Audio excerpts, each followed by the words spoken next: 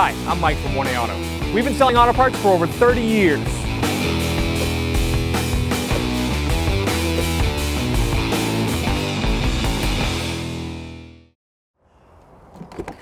Open the hood, pull the release. It's down here underneath. Release the secondary, the safety latch. It's over here. Squeeze it up. It's got hood struts. Brake fluid reservoir is located here. The maximum level you can see on the top. The minimum level is just below the crease or where the seam is here, so you really can't see it.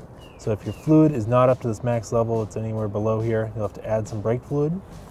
It does say on the cap what type to use, .3. You just simply unscrew it, take it off, add the appropriate amount of brake fluid you need. This one is right at the max. It's a little bit dirty, but it is full. And when you're done, you just put the cap back on and close it. That's how you check the brake fluid. Thanks for watching.